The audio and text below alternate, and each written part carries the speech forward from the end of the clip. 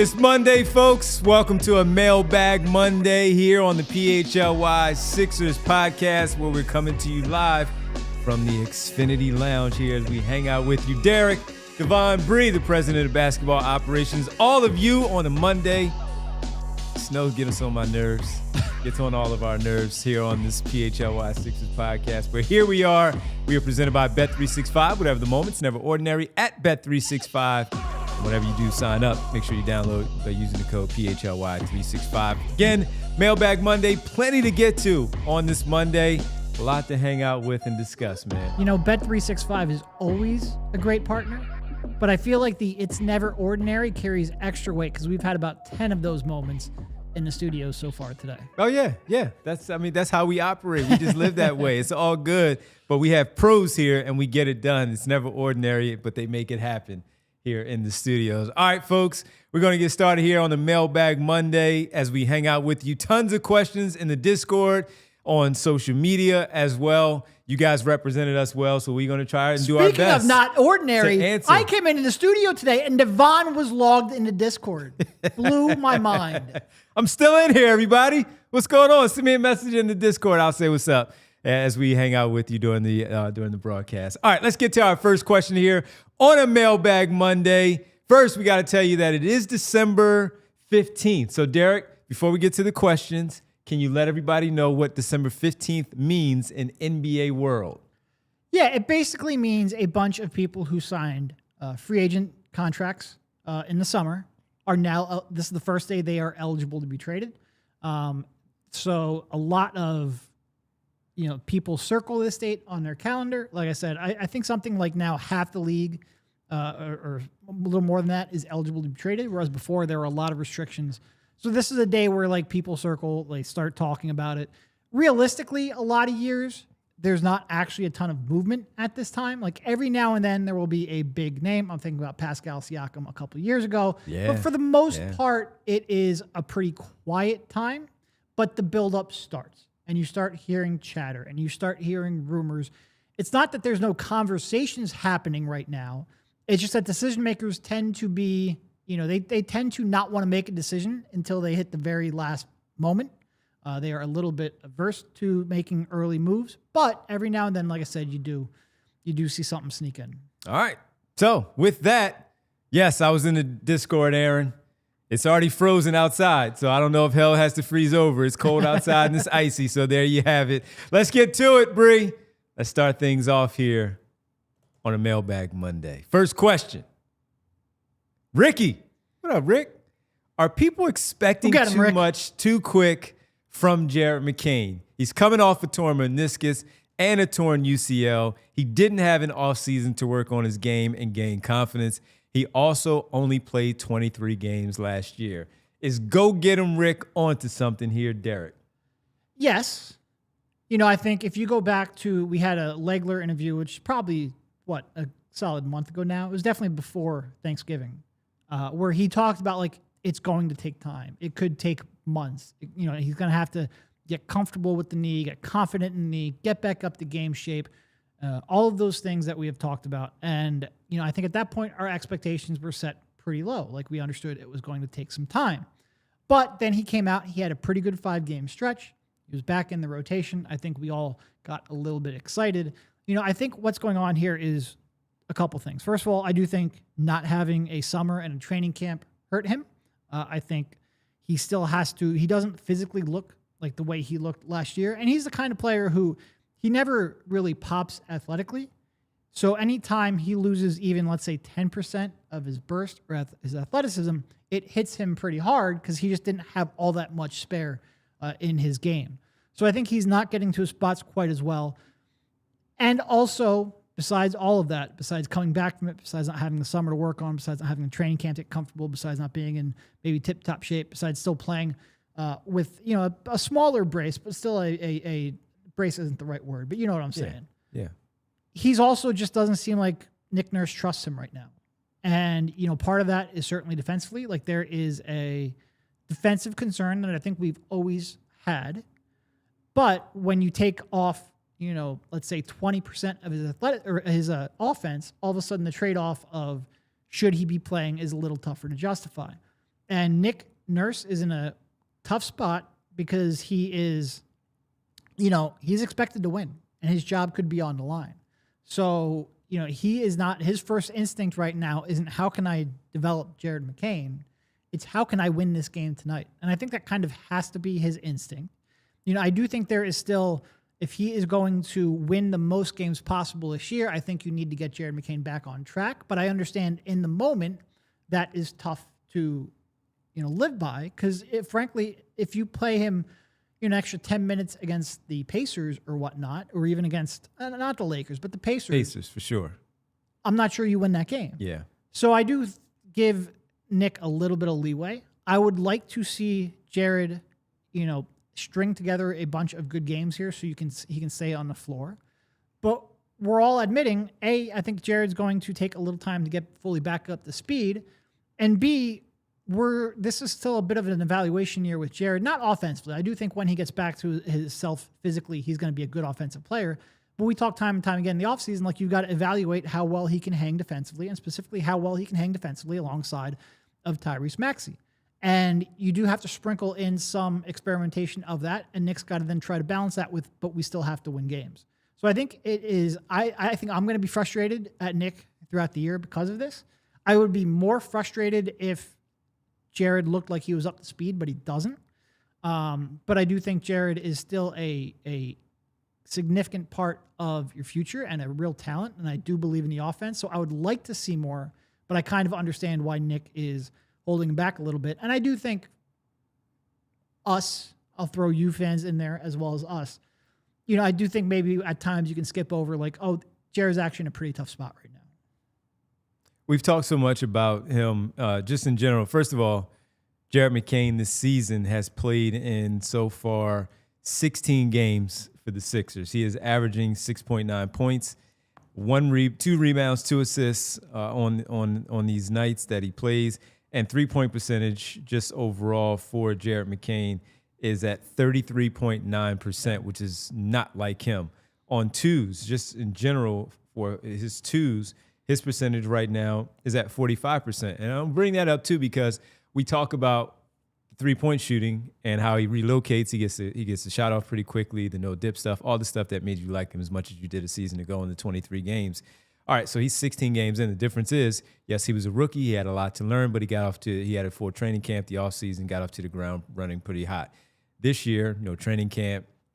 Did have the offseason, but no training camp to get after it with his teammates out there on the floor. He comes back, he struggles right away. He has to go down to the G League to get some work in, to get some confidence in with that brace. He's 16 games in now, and there are ebbs and flows to a season, especially when you're coming back and we're talking about the injury coupled with no training camp and the fact that there are 3 guards in front of you that you have to find some time to stay on the floor with those minutes and not be a net negative when you're out there on the floor. But he has had his ups, he has had his downs. He started with the downs, hit the up, now he's down again. Derek, it has to get better from where we are if we're talking about the ebbs and flows of the season. The troubling part is that right now you have a player out in Tyrese Maxey where you could certainly use the 3 guards like we saw before McCain came back, where it was Maxey, Edgecombe, and Grimes. Now it's Edgecombe, Grimes, and McCain, and unfortunately McCain is not living up to the whatever expectation you have for him coming off the bench to be a 20-minute player, maybe extend that a little bit more just based on shot making, creativity, et cetera, out there on the floor. It's not there. Last night he had 5 assists, 3 rebounds, so he still did some good things. His shot didn't fall in just under 29 minutes against the Atlanta Hawks last night, where they lose this game close at the end, as we all know, by 3 points. If he made a few shots, maybe they win the game. But like Derek pointed out in that Indiana game, if he stays on the floor a little bit longer than the 13-plus minutes that he played, you're probably not winning that basketball game against that team. Is it specific to teams and type of style that these players have out there on the floor where they're longer, athletic guys? And I know we saw last season where he took advantage of them. But again, he has to regain that confidence, and I mean full stop regain that confidence to be the same player that we saw in that 23-game sample size from a year ago versus what we see right now. So I do expect him to get it back. The question is when? Yeah. And that's the issue here because, as you pointed out with Nick Nurse, and I saw someone else bring up there in the chat a little bit earlier in the rundown of the chat, Nick Nurse is still playing for his job. I mean, coaching for his job. They're 14-11, 14-10 before last night's loss. He's trying to win basketball games. And it was funny because Al said last night in the chat, "What up, Al?" Al was saying, "Stop talking about seeding in December. It's important right now because of who you're playing against, tiebreaker situations where you already played Boston 3 times, right? You're trying to, if you would win last night, you're tied with Boston for the number 3 seed. It matters just because of when we bring up stacking wins right now early in the season. Derek said it last night in our post game. The games, the schedule are not going to get easier, and you have to take advantage of it when you can and start to continue to just pile on W's as best as possible, because when you do get to January and you're looking at a 18-game schedule in January and it's definitely 3 and 4 nights or 4 and 6 nights that they're playing, you have to pick up these W's, and you don't know how many of those games Embiid or George are going to play in.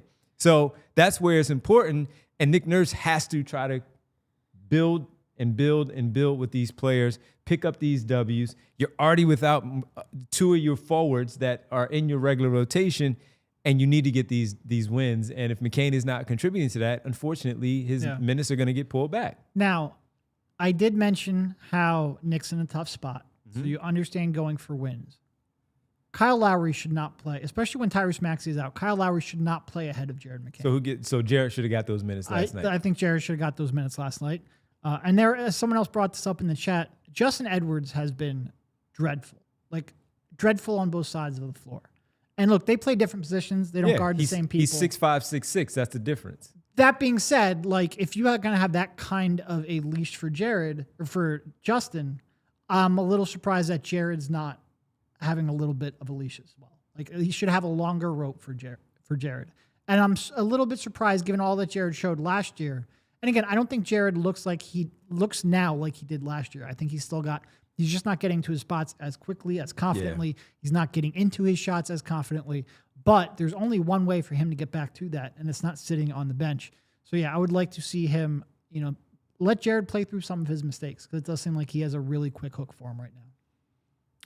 The Edwards part is a little different, though, because I think only because of you don't have Wofford and you're down Kelly Oubre. Yeah. Where there's no other wing because Barlow and Walker are playing, there's no other wing. I mean, if I'm being honest, like I would give Barlow and Walker all of those minutes. Edwards, yeah. That's fair. All right, let's get to the next question here as we have a Mailbag Monday.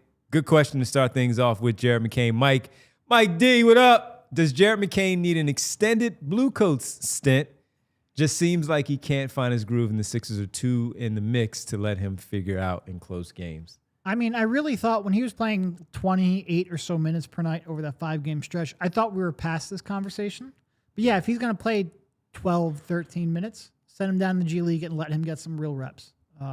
Yeah, but then the Kelly Oubre, the Kyle Lowry conversation is going to come right back up where he's going to play. Yeah, but at least then I feel like I can justify that because I think Jared's getting, working his way back to where he needs to be.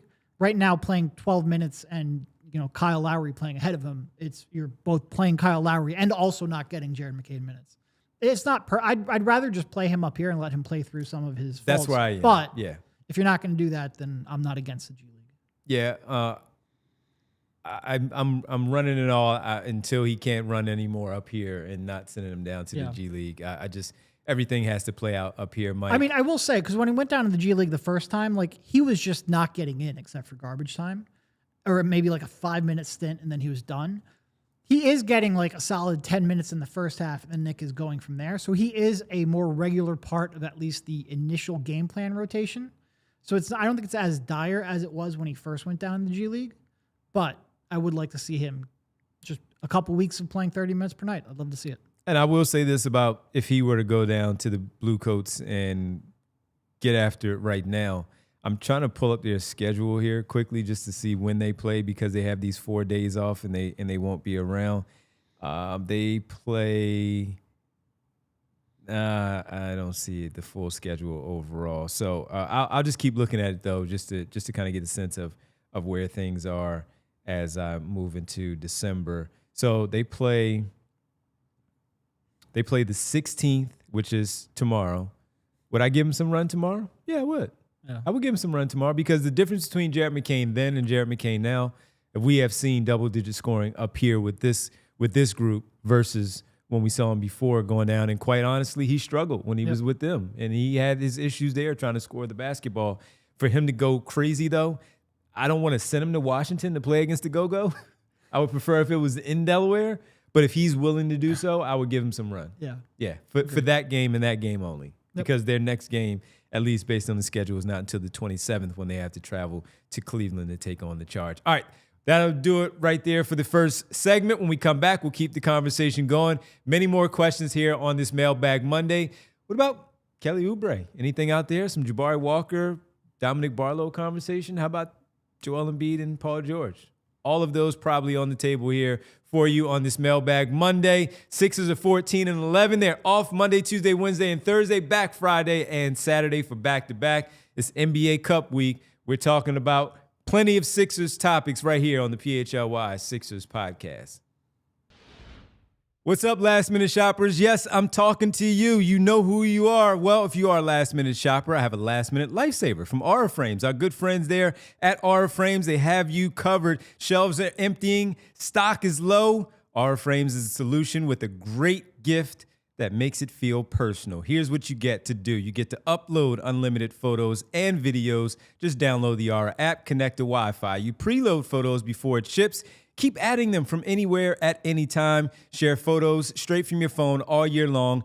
Great gift boxing is included. For a limited time, save on the perfect gift by visiting auraframes.com to get $35 off Aura Frames' best-selling Carver Matte frames, named #1 by Wirecutter. By using promo code PHLY at checkout, that's auraframes.com, promo code PHLY. This deal is exclusive to listeners, and frames do sell out fast, so order yours now to get it in time for the holidays. Support the show by mentioning us at checkout. Terms and conditions apply. Let's tell you about our presenting sponsor here, Bet365. Whatever the moment, it's never ordinary at Bet365. You got to I won't say it's a great game tonight, but you do have a Monday night game where you can maybe place a ticket, same game parlay, and you get a 50% super profit boost on Monday Night Football in the National Football League. That is between Pittsburgh and Miami. Go whatever way you want to go on that one. Be one of the 90 million users worldwide, however, and you get the live in-game bet where they have pioneered that at Bet365. New customers, here's what you get. You also get NBA 30%. You get a little 30% boost there as well with the games played before the Cup action on Tuesday.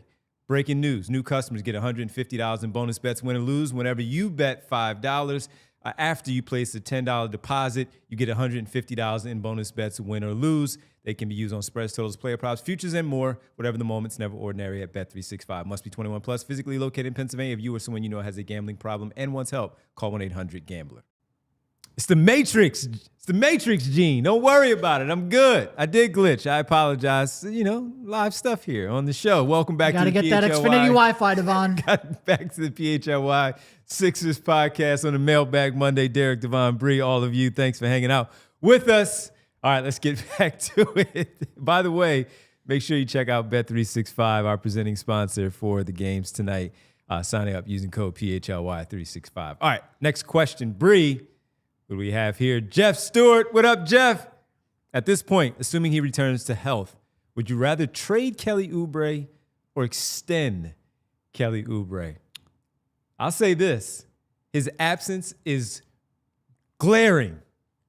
Glaring. So I guess, first off, like, not going to get extended in season. That would be an after-season kind of thing. And really, it is, what would I do? And what do I think the Sixers will do? Start off with what you do. I would not trade him. I'll say that because I don't give a darn. Look at that, everybody. I don't give a darn about Josh Harris saving on the luxury tax bill. And I also don't think you're going to get much for him anyway. Oh, I take it back because I was going to go. Remember when Derek didn't like the signing? Derek is a full-blown Kelly Oubre fan here on the show. No, I was fine with him on the minimum. I know. I had my reservations on him as a player. Yes. We don't have to relitigate that. No, I don't think you're going to get much for a expiring contract, Kelly Oubre, in a trade. So I do think he's a very valuable piece to this rotation. So I certainly have no inclination to trade him. Do I worry that the Sixers will look to get under the tax? I mean, if you've listened to almost literally any show we've done from mid-September until now, I've mentioned it, I think probably 90% of the shows. Yeah, I think there's a chance the Sixers might look to get under the luxury tax. And the only real way to do that, or at least one of the primary ways to do that, is moving Kelly Oubre's contract. So, it is, I hope not, because I do think he fills a valuable role. I think they've missed his defense in the lineup. And I would still even if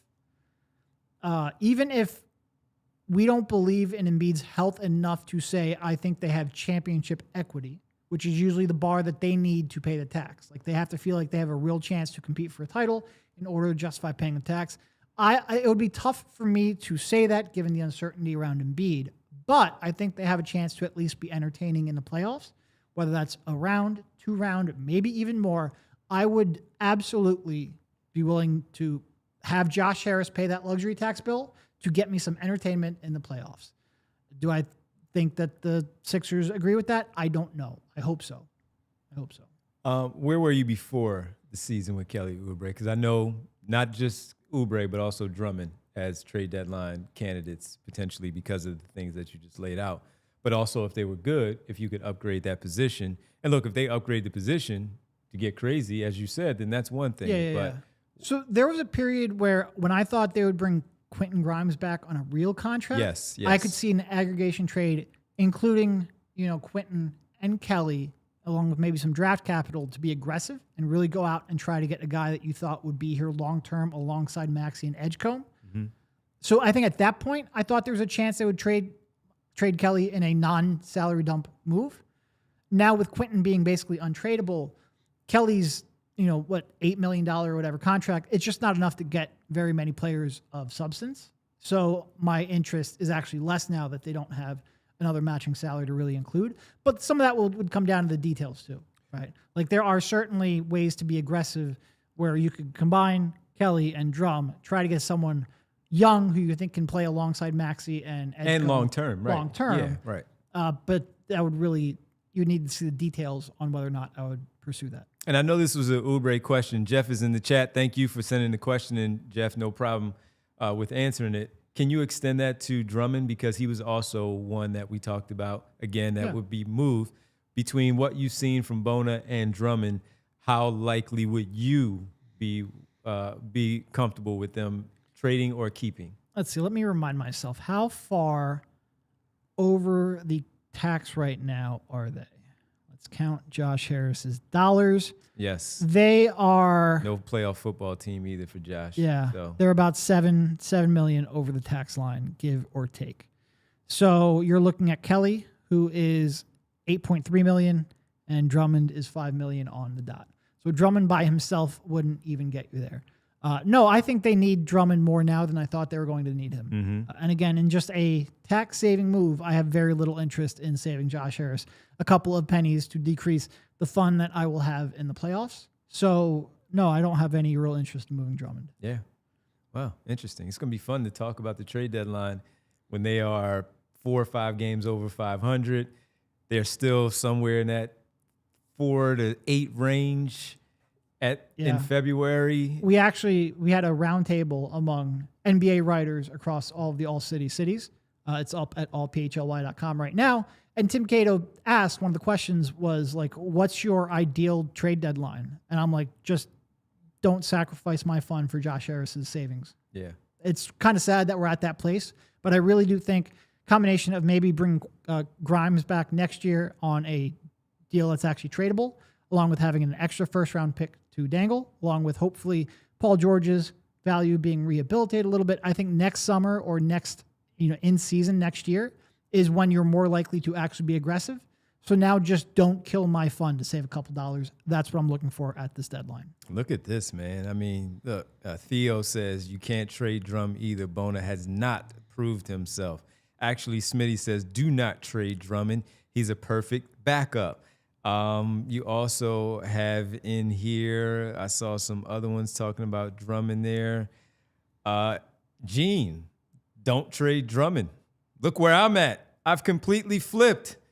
This is where we are with the center position right now for the Philadelphia 76ers, where it's keep Drummond now and not trade him. I wonder how quiet the trade deadline is going to be. We're still ways away, but going to be very interesting to see how this continues to play out. Look, and part of that is Drummond's playing way better, and part of that's just Bona's been a real disappointment. He didn't even play last night. He hasn't played in a couple games. Yeah. All right. Thanks for the question again, Jeff. Good stuff, man. We really appreciate it. Let's get to the next question here on this Mailbag Monday. All right. Busey 49. This is a good one, too. Jabari Walker will hit the two-way limit around All-Star and before Barlow. If they double their current record, 28-22 after 50 games, do they convert him and pay the tax? And if they did, do they have to then waive someone like Eric the Tooth, CC Aaron, Aaron, to make room for Dominick Barlow? So they have the one open roster spot. So if they're going to convert both, then yeah, they're going to need to Move create someone. another roster spot, Yeah. and that usually comes from waiving a player. Could come from a 2-for-1 trade, something like that. But yeah, they would need to create a roster spot. Yep. All right. When we looked at it the other day, because Who do you think would be more likely to be converted out of the two of them? Because it's first or just in general? Let's say they go, we're only converting one. If they were only converting one, they were going to Barlow. I think so too. Yeah, he's been the starter. He's been very consistent all season long. Even though I trust Walker's shot more. Yes. And I think that's an important part. And I think Walker's kind of found his role. Like I think early on, he was a little bit disappointing, but over the last month or so, he has been good. He has been. He has been. So I would say they would convert Barlow. They needed to convert both. So here you have games played. Barlow is at 16 so far. We know he missed the time after the first 2 games played because of the elbow laceration. I will say, though, like Walker's at 24. If Kelly and Paul George stay in the lineup, because certainly like Paul missed the first 12 games, missed a bunch more after that. Kelly's been out for a solid month, if not longer now. If Kelly comes back and Paul stays mostly in the lineup, they probably will not play Walker. These two-way guys at the same rate they currently are. Yeah. Well, look, Barlow's going to play. He just may not start, but he's going to play. And Walker, we already saw I think it was before Trendon Watford went down and Oubre was already out. When Embiid and George did play, Walker did not because they were sacrificing the games played. And when they did not play, Walker was back in there because, again, they had to play some center minutes sometimes too because Bona just wasn't doing what you needed Bona to do at that 5 position behind Andre Drummond. So they have been super valuable. They've been playing the 3, the 4, and the 5 in the front court for Nick Nurse's team. These guys have been very good. So Theo did ask how much time does Barlow and Walker have left. There's a 50 or is it 52? Pretty sure it's 50. It's 50. All right, 50 games that the two-way players are allowed to play in. And right now, again, Barlow's at 16, Walker's at 24. And when they get Watford and Oubre back, you can pretty much guarantee that they are going to miss some Walker minutes out there, Walker games to extend this as far as possible out for them. So yep. And I looked it up. It is 50. And the key is it's not like how many games do they play. It's how many games are they active for. Yeah. So even being active on the NBA roster and being a DNP, it still counts. I don't think they've not been 24 for Walker. So that's just one game. They have 25 games played. Yeah. It's amazing. That's crazy. That is absolutely crazy. Yeah, better love somebody. Says we need Walker. He can rebound. He does rebound the ball. Yep. Same for Barlow. Bobby Irish says Paul George sits if he has after tying the shoe. All right. Appreciate it. Theo says the man just had the best game of his Sixers career. We can give him a little bit of grace today. I know. Theo says Walker's time will come in late January. They'll have to make a decision on him first, I think. Well, again, when Watford... I will say, I think there's no chance anyone gets converted before the deadline. Just because they don't want to use up a roster spot when they could end up taking back more players in a trade than they send out. Let's say hypothetically they did. They're not. I know, but just for fun, who's the player? Would it be Eric Barlow. Gordon? Oh. No, I mean that they would have to make space for if they took care of both of those players. Hypothetically. I feel like there's politics that would prevent Lowry from being waived. So yeah, I would guess Gordon. Yeah, I think it would be Gordon as well. Yep. Yeah, I agree. All right, let's take our second break, everybody. Great questions so far. Hope we've answered them well enough here on this Mailbag Monday. More to get to. Nobody asked about Hunter Salas. we can talk about him on the other side. See what about his two-way availability and what he's doing with the Blue Coats because he needs some time there. I'd imagine he's playing tomorrow against the Go-Go. We'll see with Hunter South. When we come back, we'll get to more of your mailbag questions here on this Monday on the PHLY Sixers podcast. Guys, the other day I was over at my friend's house. I'm too polite to name who I'm talking about, but we all know it was Rich Hoffman. I get there, and his setup is a complete disaster. It's lagging, it's buffering. He's trying to switch between apps, trying to find the game, and nothing is working. He claimed he was a big fan, but I feel like I have been tricked. Because if you call yourself a basketball fan, you have to have Xfinity. It's the ultimate sports destination. I can find the best games and my favorite teams all in one place. And the way that I watch is next level. Got all the action right in my living room, plus Xfinity's best picture and sound with enhanced 4K. It's so clear that it feels like I'm in the arena. On top of that, I get real-time notifications and live stats right there on my TV. It's the best seat in the house every time. Next game day, make sure that big fan isn't a big fail. Learn more at Xfinity.com. Xfinity, imagine that. Restrictions apply. Multi-view requires Xfinity 4K capable TV box. Guys, do we really want Quentin Grimes running your offense out of the pick and roll? Maybe on rare occasions, but certainly not all the time. You want to keep your stars focused on doing what they do best. The same goes for business. You don't want your top people buried in operations, the tedious, time-consuming, redundant activities that wear the team down. Togo can help any business looking to reduce operating costs become more efficient or unlock more time for their best people. From customer service and accounting to order management, logistics, admin, data entry, and even complex multi-step operational processes, they take it off your plate at a fraction of the cost. Every engagement starts with free process mapping and engineering. No cost, no commitment. They don't bill a dime until the real work begins. And with programs starting as low as $1,000 a month, you're not going to break the bank. Each Togo program includes dedicated staff, custom automations, and US-based process engineers who act as your quarterback, giving you complete control, total transparency, and instant efficiency. At Togo, you call the plays, they execute. Visit harnesstogo.com. Scale smarter, work faster, and stay focused on winning.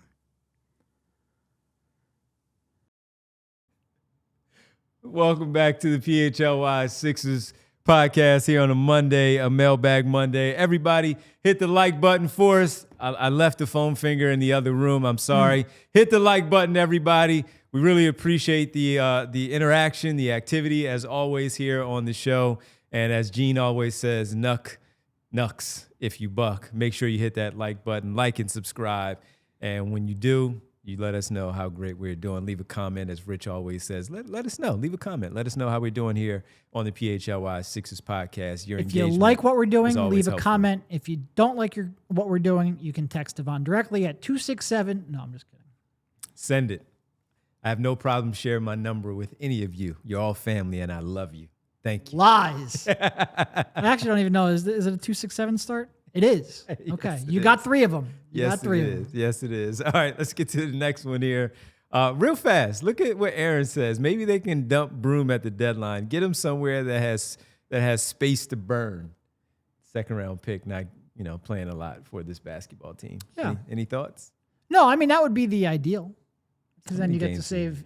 There's not the 6 games played. Reason Josh Harris would avoid waiving someone, and you can convert someone. Both he and Salas have played more games than Kyle Lowry, so all the hate for Kyle Lowry needs to stop. Eric Gordon has played one more game than Kyle Lowry. Okay, I don't want either of them on the roster. All right, fair enough.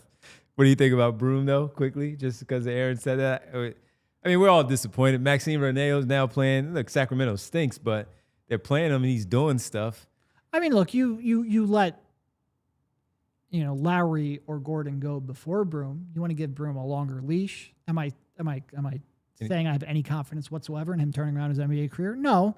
You can go back to when the draft happened and we're like, who don't you want? And we were all pretty much like, yeah, I don't think Broom's going to translate. So then boom. We weren't exactly thrilled when the pick happened. We understand that most of the people we wanted had gone right before him. But what we've seen has not quelled any of those concerns. 6 games, nothing stands out positively. No. Nothing. Yeah. Absolutely nothing stands out that he has played. Even in the blowout games where he's had a full quarter against the Brooklyn Nets, and you see Broom out there, nothing has stood out as of yet with him. All right, let's get to the next question here from Ham Sinky. What up, Ham? Sixers fans have fallen in love with many role players over the years, from Mike Scott to Paul Reed. Am I experiencing more empty infatuation, or are Barlow and Walker better than all of them? I mean, look, I do certainly think that whenever you see someone new, you latch on to what they help you do, like what they do well. And then the longer they're here, you start recognizing what they can't do and what their deficiencies are. I think that happens with young players and draft picks. I think it happens with two-way guys. I think it happens with minimum signings. Like, they get here and you're like, oh my God, Mike Scott can shoot. And especially at that point, like, that was such a revelation because, like, the process teams and the early we knew Mike Embiid Scott era teams. Well, we knew Mike Scott could shoot. Yeah, but like, the people casual aren't fan watching him every day. You're right. That's fair. And all of a sudden at that era, you're like, oh man, we really needed this. And then it's like, all right, but he has his limitations. And that happens every time, Barlow has been great. Like, even when Kelly comes back, he needs to be part of the rotation. He gives you a, defensive activity, defensive movement, help on the glass that, like, you just don't have anyone else that really replicates. He cuts when he's off ball, creates space for your shooters because he's cutting. He does a lot of things well. I'm not sure he's playable in the playoffs. The shooting is that bad. I think defenses, especially defenses who had a chance to game plan against, who go up against you 7 times, who are the best defenses in the league, I'm not convinced he is going to be playable offensively in the postseason. So we can sit here and appreciate what he's doing and acknowledge you're getting way more value out of a two-way slot than you expected, and acknowledge that he needs to be on the floor pretty much every night. But, I do think we can go overboard on what he actually is long-term and what you have in him. Like, it is a tough balancing act because I think our natural inclination as fans and people who appreciate the sport is to latch on to the positive early and often. But then I do also think, like, eventually that pendulum swings and it comes down a little too harsh. And it probably doesn't matter on a two-way guy, but you see it a lot with rookies where, like, when Iguodala is the one that I'm always going to go to. He came here and it was like, oh my God, he's such a good defender. He's really good passer, plays within himself, does a lot of things well, and you're in love. And then all of a sudden you start seeing who he's not. And he's not AI2. He's not a leading scorer. He's not a leading man. And the pendulum swings too hard. And next thing you know, he's getting a lot of criticism because he developed more than you expected, but not as much as you wanted for him to be a star. There is always, like, we just go too far at times. So part of the reason I try to keep, like, a little bit of a level head on young players is, and it probably, frustrates some people because you want to be excited about the young players or the new players that you're invested in, is because I do know that pendulum is coming eventually and you try to keep a little grounded. Going back to Barlow and Walker specifically, like, I think they have been a revelation for what they are able to bring. But I do think, like, there are certainly some limitations that, like, don't go too far. Like, you might convert them to, like, a 4-year contract. That doesn't mean they're going to be on the roster for 4 years. It's happened time and time again where Shake Milton, Paul Reed, Justin Edwards last year, a lot of times, and look, these guys are different because they're not rookies, whereas the other 3 were. Mm-hmm. But a lot of times they get into your system, you learn who they are, they're great. There's now going to be, the league's going to figure them out. There's going to be a little bit of a counter punch. How do they respond to that? That's when you really know what they are as a player. And again, I think Barlow and Walker are a little bit different, although Barlow is playing more regularly than he ever has, so he's on a scouting report more than he ever has. How does he adjust when defenses or when opponents really learn what he is? But also, too, if let's just say playoff rotation and they have been converted to their standard NBA deals, we can also just see situationally where you need somebody for 5 minutes. Can you put them out there? Oh, sure. It's not going to bother you in that way. And if they're going to be here on a, let's say, you sign them to a 3-4 year deal off of these two ways, like Derek said, they may not be here long term, but they may be here next year. And you continue the development, and they're still a part of your rotation, and you have some young athletic forwards that we know can help you in certain spots out there on this team. X-Man, what up, X? Says, got a trade proposal for you, Derek. Okay. Keon Ellis and Russell Westbrook. No. All right, done. Keon Ellis and Russell Westbrook for McCain and Gordon. I would probably lean no on that. I still want to see what McCain can become. And Keon is, I would probably lean no. I want to see what McCain can be. I do worry a lot about McCain and fit. And I think, not fit, but like whether he can hang defensively with Maxey. Talked about that pretty much from the moment he was brought up as a potential draft pick. And certainly now that we're seeing it play out in his second year, like teams are hunting him more than I think they did last year. So I'm worried about that, but I want to give him a chance to overcome that. Rob Mid says, God, no. Yeah. Is that the Westbrook piece of it? I think that's selling low on Jared, and it's also selling early on Jared, where I would prefer to just give him a chance to come back from that. Someone brought up in the chat a little bit earlier where they were bringing up the image that's out there of Tyrese Halliburton in a, I don't know if it was the Kings uniform or the Pacers uniform. There was another player in their former uniform in their current, and just having ideas of this is what it's going to look like with Jared McCain when he leaves Philadelphia and turns into an all-star. Or, no, I think Jared McCain's an NBA player. No, he's definitely an NBA player. I'm talking about leveling him up. I think Keon's having a bad year, like especially shooting ball. He can't shoot right now. But I think Jared is a legitimate like 6-man quality player.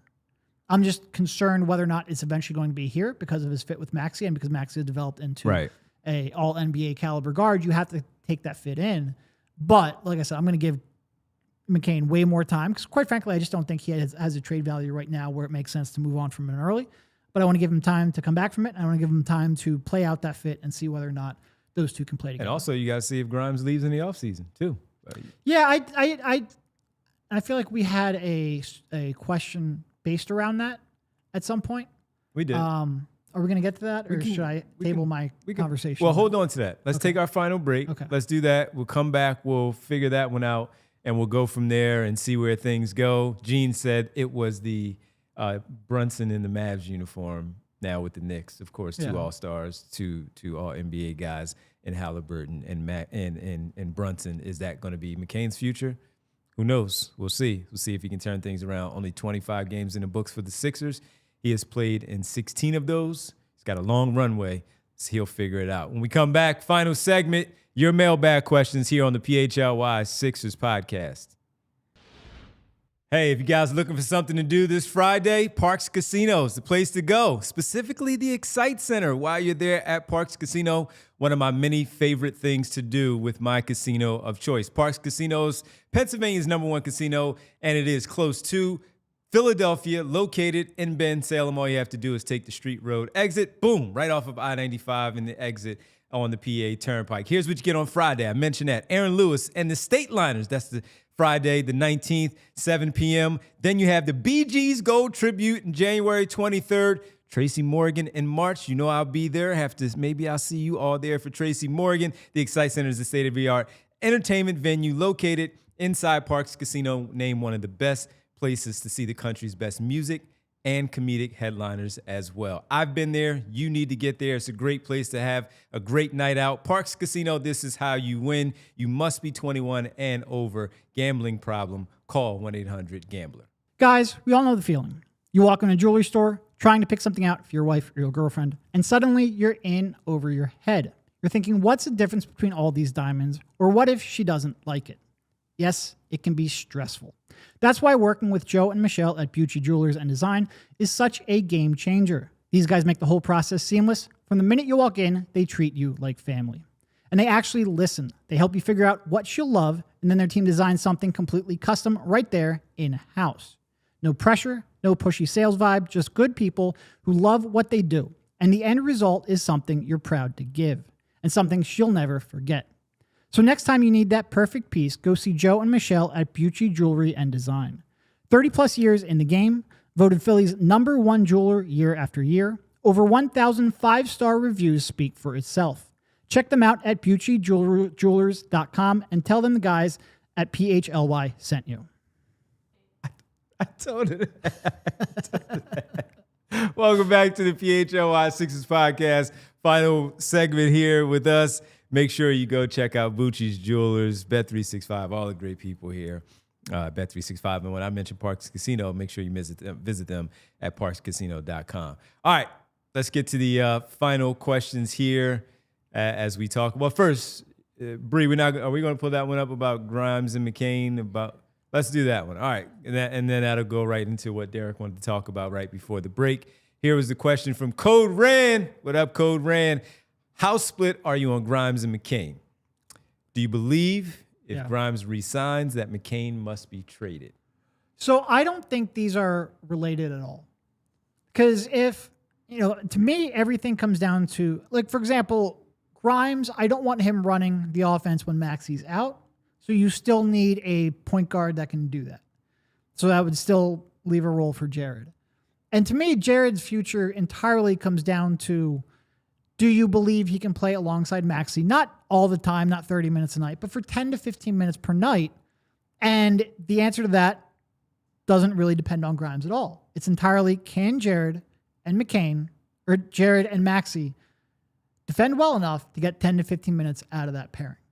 If that answer is yes, then I'm keeping McCain even if Grimes resigns. If that answer is no, then you're probably looking to move on from McCain even if Grimes walks. They're just completely disconnected as a question. And I do think, look, I was on the record at MCW going way back. Yeah. After his Rookie of the Year season saying they should trade him. They should trade him while his value is high. I was on the record as saying that. So I'm not fundamentally against trading young players. It comes down to my own personal evaluation. And I saw Theo in the chat mention this earlier. I don't believe that Jared can't succeed.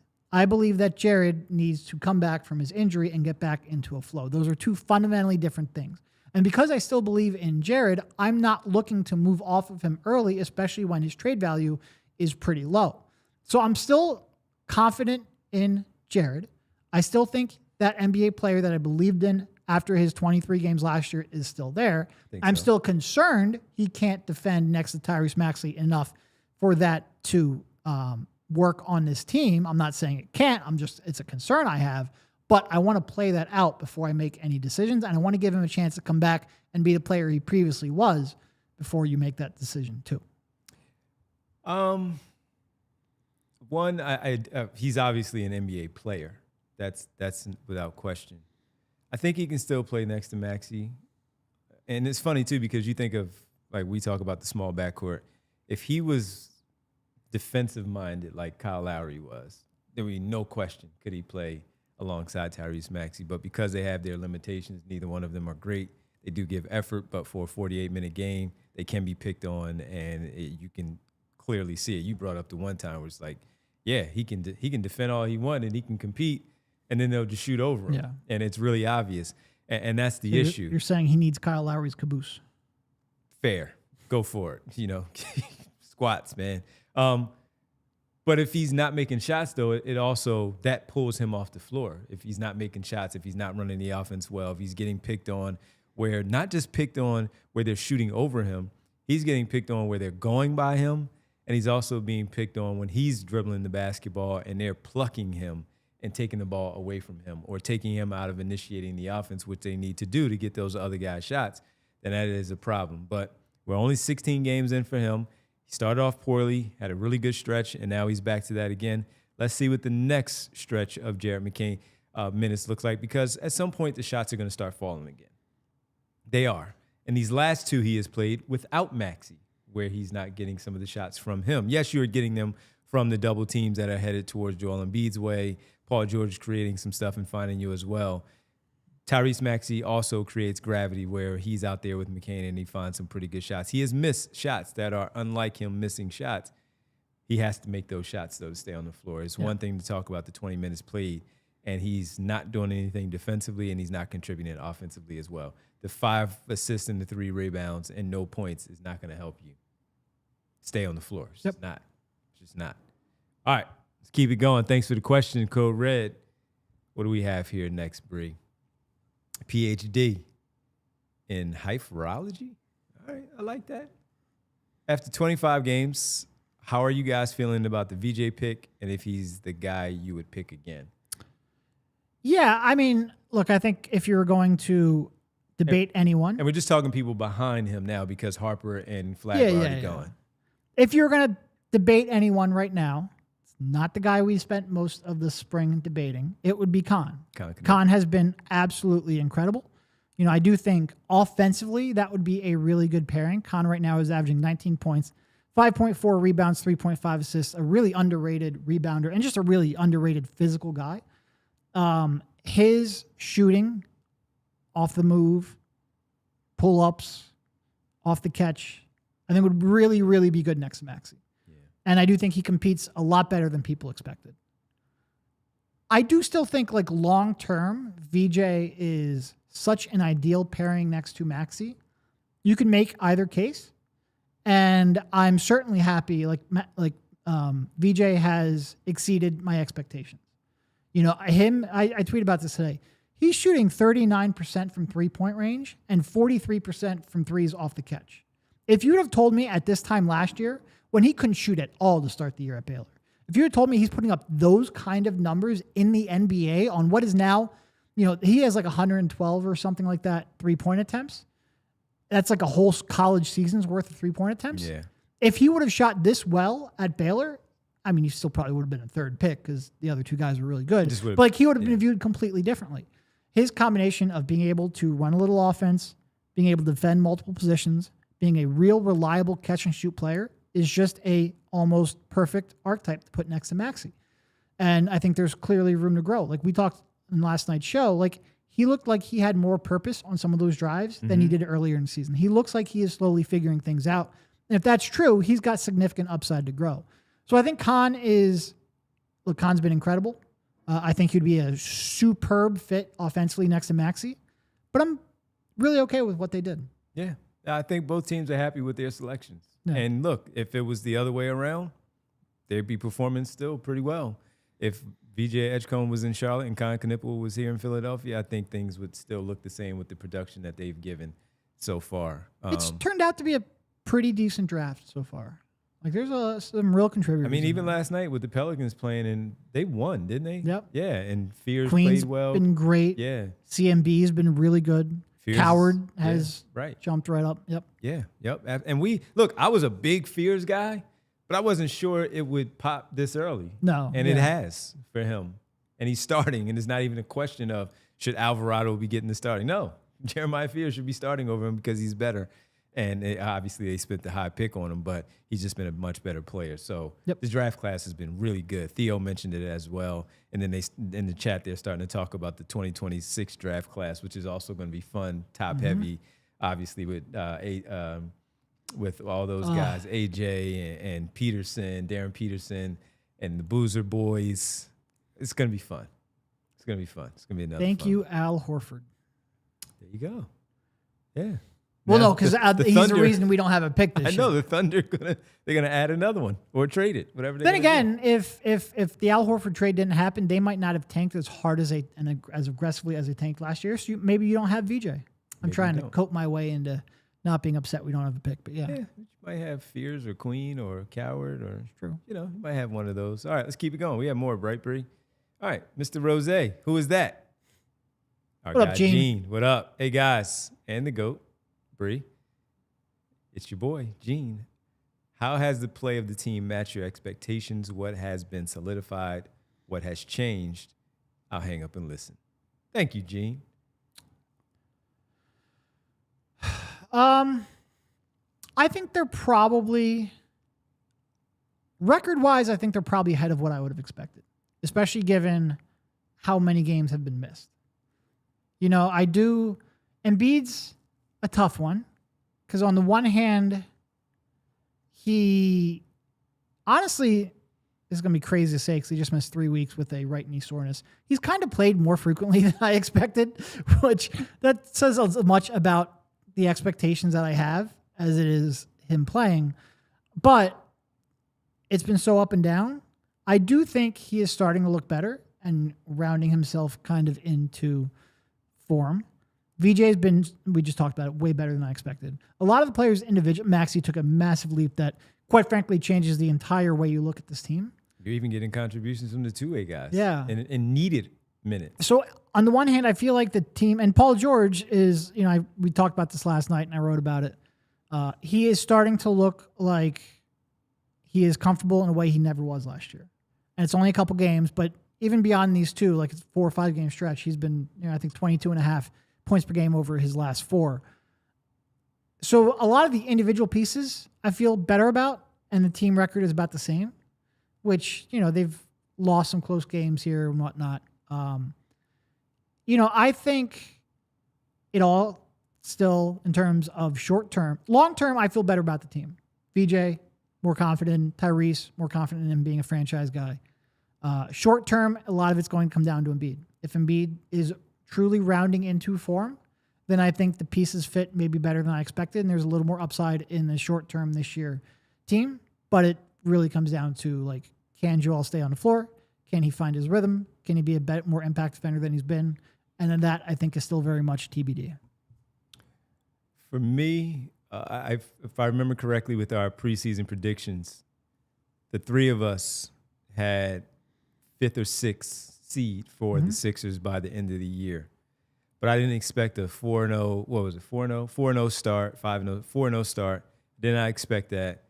I did not expect them to be right there at the top with the way that they did. And even with this 4-game stretch where they went 3-1, they only lost to the Lakers. I didn't see that. So being a team that's hovering around 4 games, 5 games over 500 after 25 games, my expectations are a little bit better, and to be doing so without Embiid for the extended time that he was out, winning a game like they did on Friday against the Pacers without Tyrese Maxey, and then missing Kelly Oubre and not realizing how important. I knew he was important because he plays number one. He's always available, but missing him and how good I can now project out, I think, with him next to as Paul George is looking way more comfortable. And then you factor in the two-way guys where you have specifically Barlow on the floor with those other two and the chaos that they can cause there in the front line as a defender there, a defensive trio. I'm really encouraged. Yeah. So I have looked at them, and that stuff has changed for me.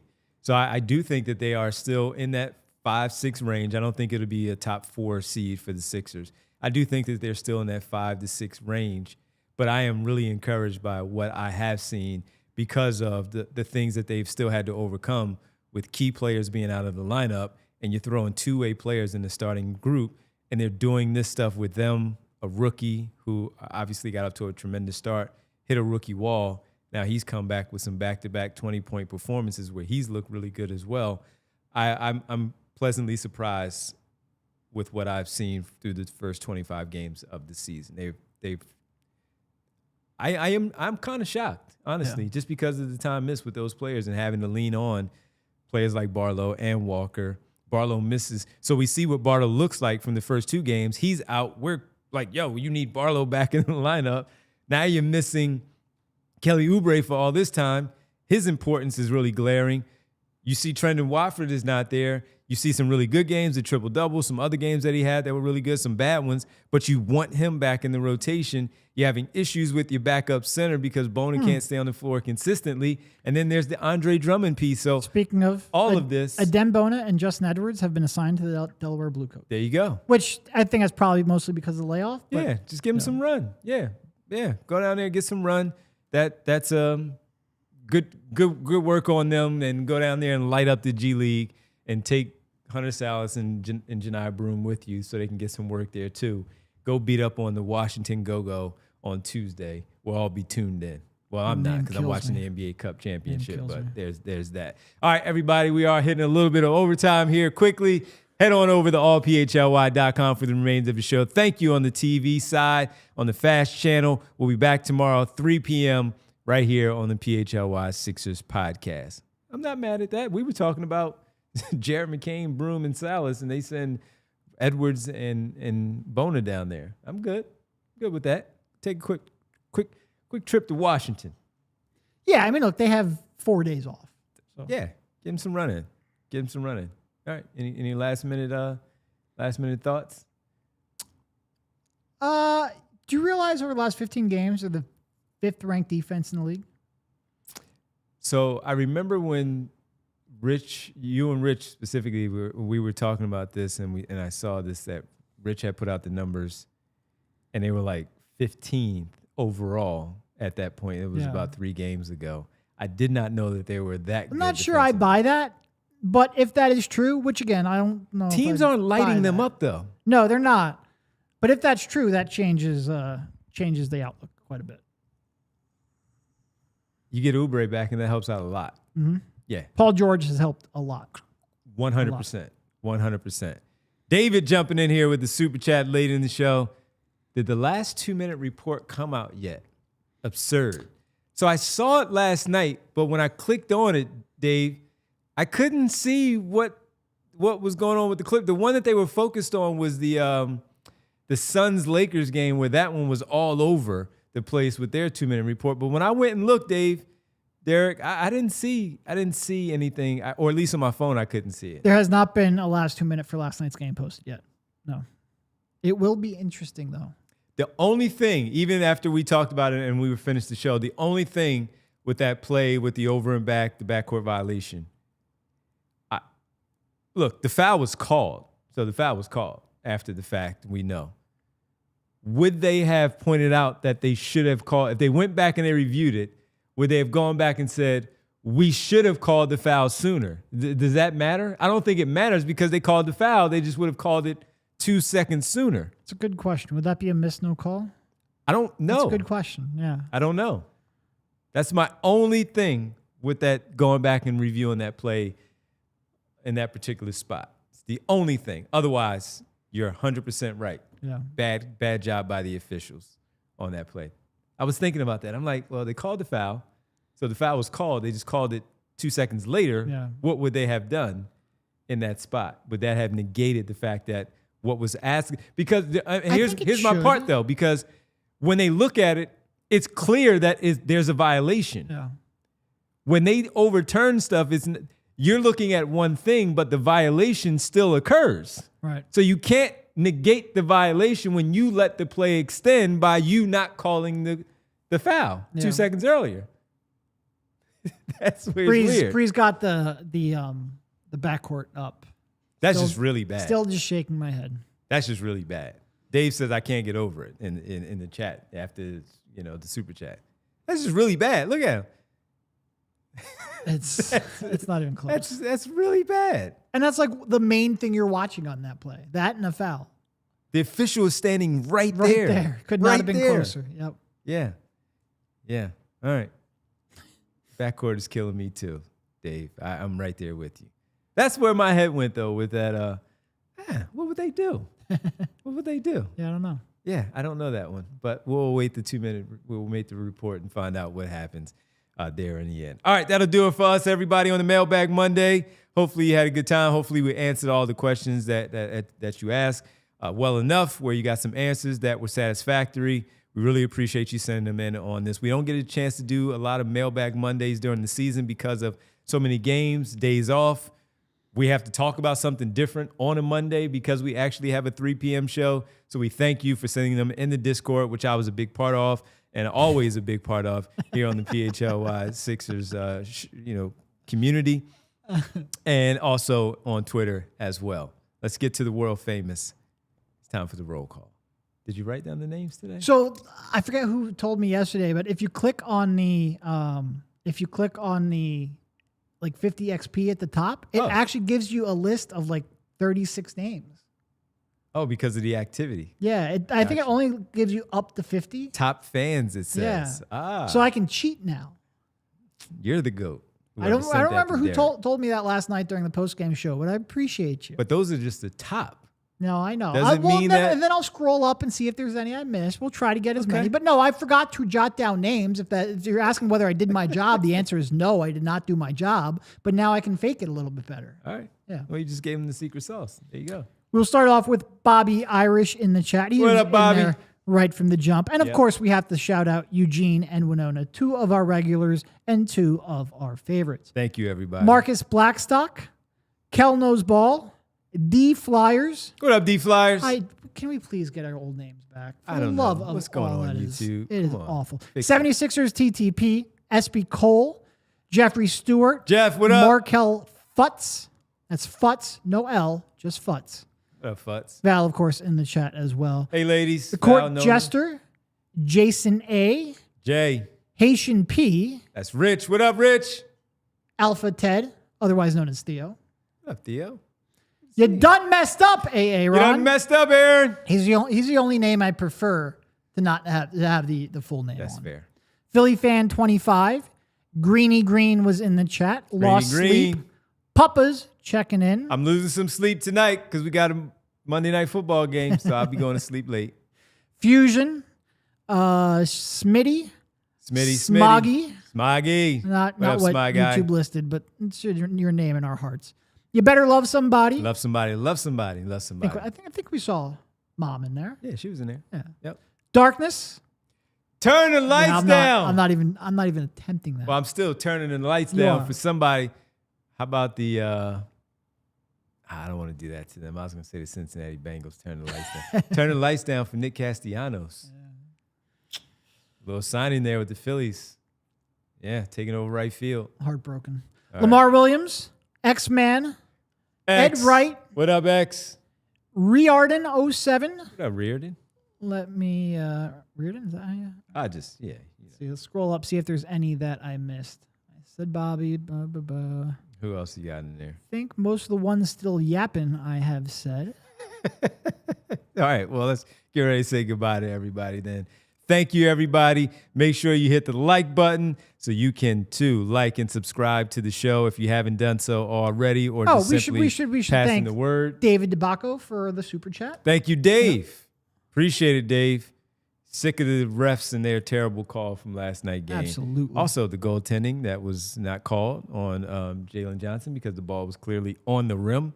Wasn't around the cylinder, about to fall in. Even if it was falling off, it was still on the rim. That was a bad call. And even if you want to question the tugging on the rim, again, from Dominick Barlow, that's fair. That was more 50-50. The other two, those were bad. And it was Adolis Garcia from the Rangers that is coming to Philadelphia. You like that? Get Castellanos out of the lineup? Look, Casty drove me insane. His approach at the plate Still got was to just find absolutely got to find a trade partner, though. Yeah. Yeah. He's making what? He's not like 20, right? Yeah, but it's last year, right? Yeah, it's his last year. Yeah, but he wants out. They said that they were trying to look and find him a home. No, he is like to me if Kelly Oubre didn't play defense. Because like the approach with Casty reminds me of Kelly on offense, but at least Kelly has that redeeming quality where he is legitimately very good at 50% of the game, and Casty does not. He drives me nuts. Turn the lights down, darkness. Nick Castellanos. Hit the like button, like and subscribe. And when you do, make sure you hit the bell icon so it can sound like... Ooh, hopefully not like that. Like that, to let you know that it is, in fact, showtime. Appreciate you all. Love you guys. David, we love you back. Real appreciate it. And the best, as always, the GOAT, President of Basketball Operations. That is Bree. Thank you, Bree. We appreciate you as always. We'll be back tomorrow at 3 o'clock. We hope to see you all then, right here on the PHLY Sixers podcast, presented by Bet365. Have a good rest of your Monday. We'll see you on Tuesday at 3 o'clock. We all silly like the mayor.